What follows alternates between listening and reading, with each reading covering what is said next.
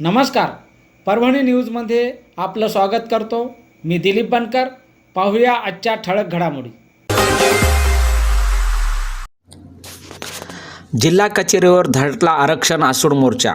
परभणी. अनुसूचित जाती आरक्षणामध्ये अ आणि ब असे 2 गट करून वर्गीकरण धोरणाची तातडीने अंमलबजावणी करण्यात यावी या प्रमुख मागणीसाठी मातंग समाजाच्या वतीने सोमवारी आरक्षण महामोर्चा जिल्हाधिकारी कार्यालयावर काढण्यात आला. या मोर्चात समाज बांधवासह महिलांचा मोठ्या संख्येने सहभाग होता. आरक्षण वर्गीकरण प्रारूप आराखडा तयार करण्यासाठी नेमलेल्या न्यायमूर्ती बद्दर समितीने 10 मार्च 2026 रोजी राज्य सरकारला अहवाल सादर केला आहे. या अहवालावर तातडीने निर्णय घेऊन अनुसूचित जाती आरक्षणात अ व ब गट तयार करून त्याची अंमलबजावणी करण्यात यावी, जेणेकरून आगामी शासकीय नोकर भरतीमध्ये मातंग समाजाला लाभ मिळेल अशी प्रमुख मागणी मोर्चा दरम्यान करण्यात आली. मोर्चात जिल्हाधिकारी कार्यालय परिसरात पोहोचल्यानंतर त्यांचे सभेत रूपांतर झाले. या मोर्चात प्रचंड कॉम्रेड के भारसाखळे, रोहिदास नेटके, कुणाल गायकवाड, अरुण सोनोने, पप्पुराज शेळके, LD कदम, संविधान भिसे, रेखा कांबळे, किशोर कांबळे, रमेश गायकवाड, आकाश आंबोरे हे उपस्थित होते.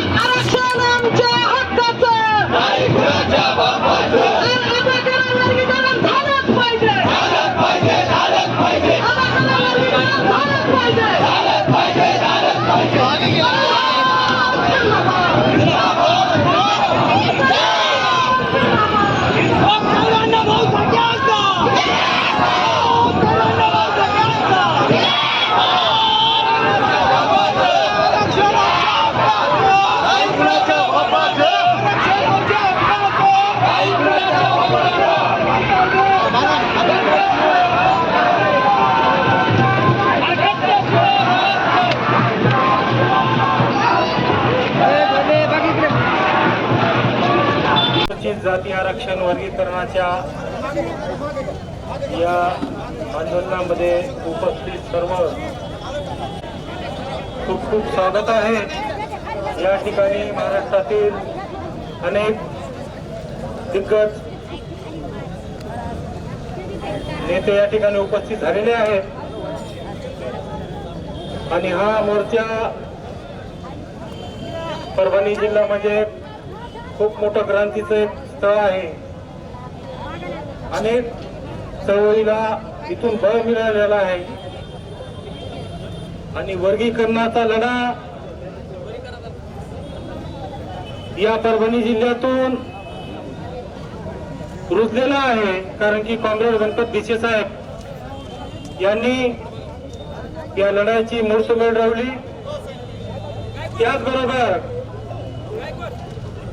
माझं असं म्हणणं आहे की गोखले साहेबांचा हा लढा आहे. कारण की गोखले साहेबांना 8% त्यावेळेस मागलेलं होतं, पण भिसे साहेबांनी त्याला एक संविधानिक रूप देऊन या आंदोलनाचा लढा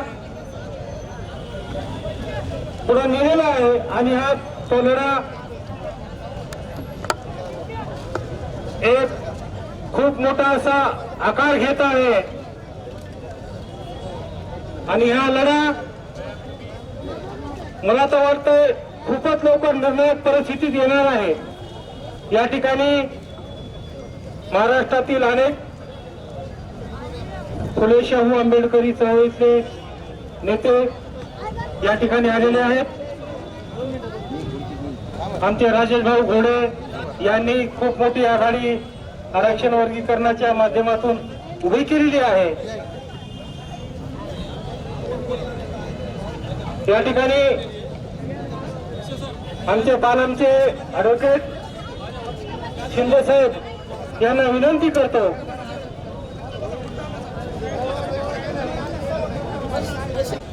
आपण मातंग समाज आरक्षण वर्गीकरणाच्या मागणीच्या निमित्ताने आपण सर्व मातंग समाज येथे बहुसंख्येने हजारोच्या संख्येने आपण येथे जमलो आहोत.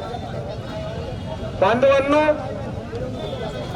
मागणी कोणतीही असू द्या आणि विचारधारा ही महापुरुषांची घेऊन संविधानिक विचाराने संविधानिक मार्गाने जी मागण्यांच्या भविष्यासाठी ती मागणी असेल तर सर्व मातंग समाज व सर्व जो पिछडा समाज आहे अनुसूचित जातीमधला त्या पिछड्या समाजाच्या हितासाठी डॉक्टर बाबासाहेब आंबेडकरांनी हे भारतीय संविधान बनवलेलं आहे आणि भारतीय संविधान हे इथल्या सर्व दबल्या कुचल्या समाजाच्या संरक्षणासाठी उभे राहते आणि मातंग समाज हा प्रथमतः अनुसूचित जातीमधल्या सर्व दुबळ्या जातींचं प्रतिनिधित्व करीत आहे. मातंग समाज आजपर्यंत वैयक्तिक मागणीसाठी उभा राहिला असेल पण ही प्रथमतः पहिली वेळ असेल की मातंग समाज हा अनुसूचित जातीमधल्या सर्व उपेक्षित जातीसाठी हा एकजुटीने उभा आहे. आणि मी जास्त खोलात जाणार नाही पण मी 2 शब्दामध्ये सांगू इच्छितो की भारतीय संविधानाने जे काही आर्टिकल बनवलेले आहेत, भारतीय संविधानाने जे काही कलम बनवलेले आहेत त्या कलमाचं संरक्षण आणि त्या कलमाचे आर्टिकलचे अर्थ काढण्याचा अधिकार हे सुप्रीम कोर्टाला असतो आणि सुप्रीम कोर्टाने या देशातल्या सर्व उपेक्षित वंचित घटकाच्या न्यायासाठी सुप्रीम कोर्टाने अनुसूचित जातीमध्ये आरक्षणाचे उपवर्गीकरण करण्यासाठी ही संमती दिलेली आहे. त्यामुळे भारतीय संविधानातील आर्टिकलांचा जो अर्थ आहे तो अधिकृत सुप्रीम कोर्ट काढत असतो. त्यामुळे सुप्रीम कोर्टाने आम्हाला अनुसूचित जातीमध्ये आरक्षणाचे वर्गीकरण करण्याचा आणि तो अंमल करण्याचा अधिकार दिलेला आहे. मी एवढेच सांगतो आणि इथल्या न्याय व्यवस्थेवर सुप्रीम कोर्टावर इथल्या संविधानावर आमचा पूर्ण भरोसा आहे. आम्ही तो अधिकार आमचा मिळवून घेऊ एवढेच सांगतो आणि येथेच थांबतो. जय भीम, जय लवजी, लाल सलाम. आरक्षण आसोड महामोर्चात सहभागी झालेल्या सर्व 72 आणि क्रांतिकारी महिला पुरुषांचं, कार्यकर्त्यांचं आणि तमाम समाज बांधवांचं मी स्वागत करतो. सर्वांना क्रांतिकारी जय लवजी, जय भीम आणि लाल सलाम या अभिवादन घालून या मोर्चासाठी महाराष्ट्रभरातून अतिशय आक्रमकपणे आणि कायदेशीर निकषावर प्रचंड मोठं ज्यांनी आंदोलन उभं केलं आणि या शासनाला अनुसूचित जातीचं वर्गीकरण करण्यासाठी भाग पाडण्याची ज्यांनी भूमिका घेतली ती सर्व क्रांतिकारी नेते या विचार मंचावर उपस्थित आहेत. आपण परभणीकरांच्या वतीनं त्यांचं मनस्वी स्वागत करूयात की एवढ्या 43-44 डिग्री सेल्सिअसच्या या सगळ्या उन्हाच्या तापमानात ही मंडळी महाराष्ट्रभर वर्गीकरणाचा आवाज बुलंद करून डॉक्टर बाबासाहेब आंबेडकरांनी संविधानाच्या माध्यमातून जो अनुसूचित जातीतला जमातीतला वंचित घटक आहे त्या शेवटच्या घटकापर्यंत हा सामाजिक न्याय नेण्यासाठी जे प्रावधान केलं, सामाजिक न्याय घराघरापर्यंत घेऊन जाण्याची जबाबदारी होती, ती जबाबदारी त्यांनी प्रामाणिकपणे पाळली नाही. म्हणून आज आपण बघत आहोत की महाराष्ट्रातला तमाम मातंग समाज ही जबाबदारी आपल्या शिरावर घेऊन जी म्हणून वंचित लोक राहिलेली आहेत त्यांच्यापर्यंत या आरक्षणाचा लाभ पोहोचावा यासाठी हे आंदोलन उभं राहिलेलं आहे. आंदोलन निर्णायक वळणावर आलेलं आहे. सरकार आणि प्रशासन ही दोन्ही मंडळी, दोन्ही विचारमंच ही कामाला लागलेली आहेत आणि महाराष्ट्र हा आंदोलनाने या ठिकाणी पेट घेतलेला आहे. मी या मोर्चाला संबोधित करण्यासाठी मानवीय काव्यांचे नेते माननीय मच्छिंद्र गावले भाऊंना विनंती करतो की आपण मोर्चाला संबोधित करावं. या दादा चहाचे असायचे आणि ते गंगाधरराव पोळ आज पुण्यावरून खास करून या आंदोलनासाठी आलेले आहेत. मी शाहीर गंगाधर पोळ यांना विनंती करतो की आपण हे सुरुवातीचं एक सुंदरसं गीत वर्गीकरणासाठी गावं. पुरुषांना मी पहिल्यांदा क्रांतिकारी जय भीम जिंदाबाद जय लवची घालून मी माझ्या छोट्याशा गीताला सुरुवात करतोय. आम्ही महाराष्ट्रामध्ये जेव्हा शाहिरी केली, मग तो मोर्चा असेल, मेळावा असेल, परिषद असेल किंवा अधिवेशन असेल, किंवा अण्णाभाऊ साठे, डॉक्टर बाबासाहेब आंबेडकर यांची जयंती असेल तिथे एकच नारा आम्ही दिला, किंवा फुलेंची सोडून आंबेडकराला तोडून तुला चालताच यायचं नाही बाबा, तुला चालताच यायचं नाही, हे आपण लक्षात घेतलं पाहिजे.